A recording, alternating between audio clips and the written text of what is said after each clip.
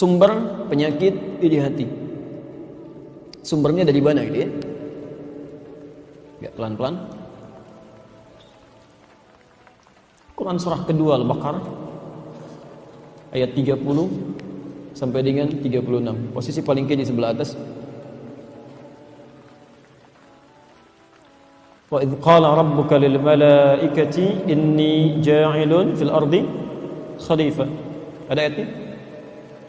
Baik, saya percepat sedikit. Sumber penyakit iri hati diisyaratkan oleh Quran itu setan.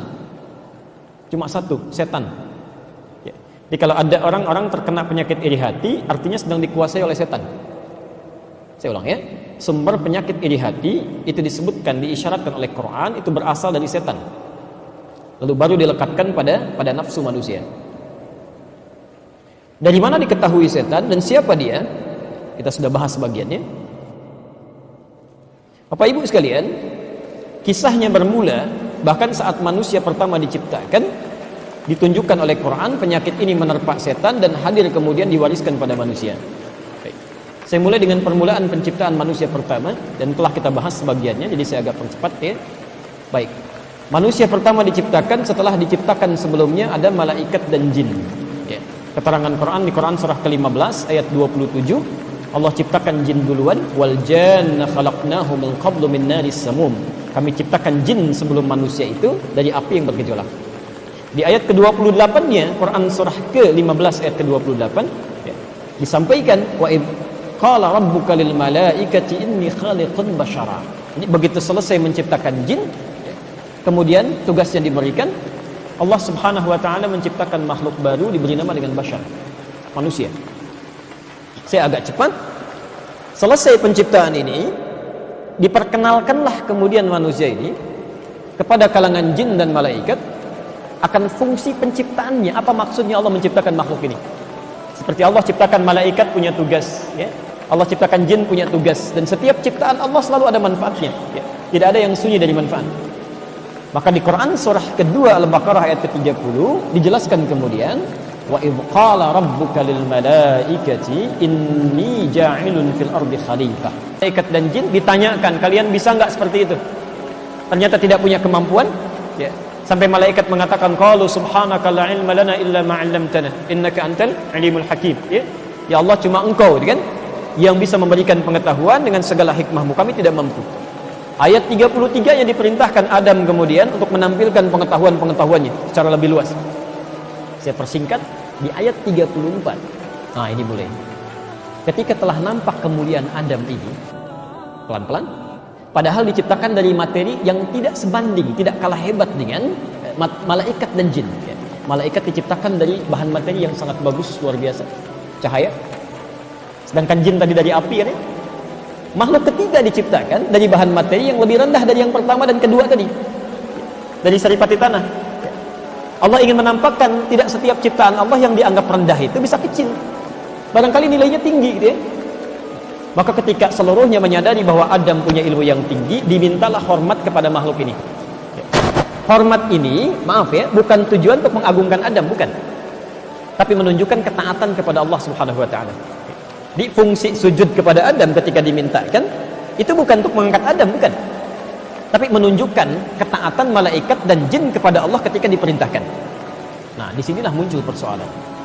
Wa idh qulna lil malaikati isjudu li Adam fasajadu illa iblis.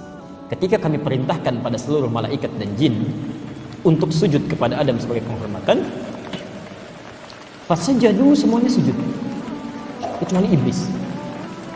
Pertanyaannya, siapa iblis ini? Saya sudah pernah terangkan dulu ya. Dijawab di Quran surah ke-18 Al-Kahf ayat 50. Posisi paling kanan di pertengahan sedikit.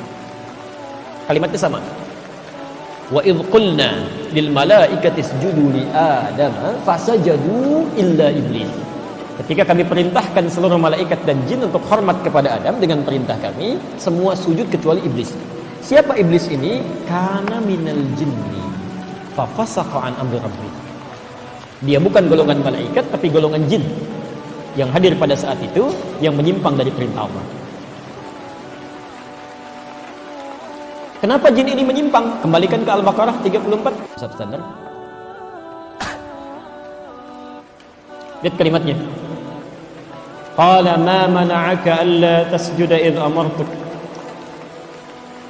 Allah kemudian menyampaikan kepada iblis, kepada jin tadi, apa yang menyebabkan kau tidak mau sujud ketika saya perintahkan? Perhatikan poinnya Bu ya, Pak ya. Lihat kalimat Qur'annya. Ketika saya perintahkan. Ini sebetulnya semua ibadah itu Allah nggak butuh. Maaf, itu tidak butuh. Jadi kita semua tidak sujud pun tidak sholat kepada Allah semuka bumi, itu tidak akan menurunkan derajat Allah sebagai Tuhan. Allah tetap Tuhan, nggak akan berkurang kemuliaannya. Tapi semua ibadah yang diperintahkan, diminta, dikerjakan, itu hanya menunjukkan ketaatan kita saja sebagai seorang hamba. Kita yang perlu. Nah ketika Allah tanyakan, kamu kenapa nggak mau sujud? Sebetulnya Allah maha tahu, nggak dijawab pun sudah ketahuan. Hanya untuk menerangkan nanti kepada kalangan malaikat, kepada kalangan jin yang ada pada saat itu, termasuk kita saat ini. Ini loh penyebabnya, yang menyebabkan dia bisa menyimpang dari ketentuan Allah. Jadi kalau ada orang-orang terkena penyakit ini nanti, Anda mesti waspada, Anda punya potensi menyimpang nantinya. Itu maksudnya ya. Maka ditanyakan kepada jin ini, kenapa? Ini kan, kamu tidak mau sujud kepada Adam ketika saya perintahkan. Lihat kalimatnya. Ana khairum minhu khalaqtani min narin wa khalaqtahu min tin. Saya lebih hebat dibandingkan dia. Saya lebih bagus ya, lebih baik dibanding dia. Engkau ciptakan saya dari bahan yang lebih bagus dari dia, dari api. Sedangkan kau ciptakan dia dari bahan sampah di tanah saja. Pelan-pelan. Kalau dibaca sekilas, kelihatannya sifat sombong yang muncul. Tapi kalau Anda baca runtutan ayatnya dengan yang lainnya, sebetulnya sifat ini muncul bukan karena cuma sujudnya. Karena iblis ini, jin ini menginginkan dia yang dipilih menjadi seorang khalifah. Kembalikan ke ayat 30 tadi Al-Baqarah. Seolah-olah bahasanya begini, kenapa yang ditunjuk jadi khalifah dia bukan saya? Saya kan lebih hebat. Bahan saya lebih bagus, kemampuan saya lebih tinggi, gitu kan? Kenapa nggak dipilih saya? Kok dipilihnya dia? Jelas ya? Jadi saat yang bersamaan, makhluk ini menginginkan nikmat yang melekat kepada Adam itu hilang. Dia ingin ambil itu. Lebih baik bukan Adam yang mendapati, saya yang harus dapat, dan nikmat Allah yang dititipkan kepada Adam itu mesti hilang. Dinamakan dengan libas karena pakaian ini menutup aurat yang tidak baik untuk ditampilkan, atau aib yang tidak mau kelihatan.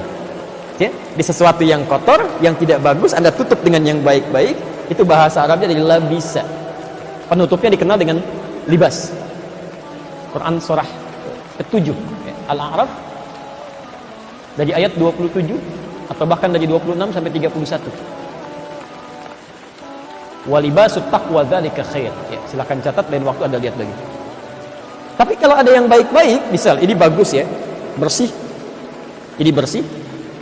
Kemudian ditutup dengan yang kotor. Masya Allah, sesuatu yang bersih ditutup dengan kain yang kotor ya. Maka kalimatnya ditukar. Ini agak unik dalam bahasa Arab. Dari labisa begini, lam, ba, sin.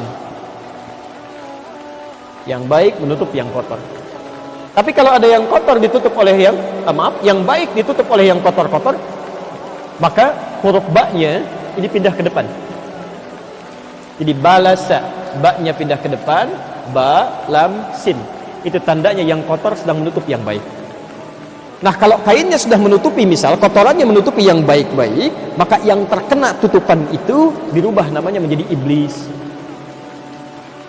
Dari sini muncul kata iblis. Maksud nama iblis itu adalah sosok yang sedang tertutup oleh sifat-sifat yang buruk. Asalnya baik. Asalnya baik ya. Jadi Anda jangan kira kalau jin ini, ya, maaf, asalnya pembangkang, bukan. Asalnya baik, Pak. Dari mana indikasi baiknya? Quran surah ke-18 ayat 50 tadi menjelaskan, kana minal jinni, adalah dia termasuk jin yang sangat taat, fafasaqa, maka dia mulai menyimpang. Tidak pernah disebutkan kata fasik di dalam Quran, termasuk di hadis, kecuali lawan dari kalimat taat. Fasik lawannya taat. Jadi ketika Quran menyebutkan fafasaqa, kemudian dia mulai fasik, dia menyimpang, artinya awalnya taat. Taat. Saya mau tanya, mohon maaf ya. Kalau di akhirat itu, satu harinya berapa lama ukuran dunia? 1000 tahun. Tahu dari mana? Oke, kita ambil Quran surah 32 saja, ayat kelima saja ya.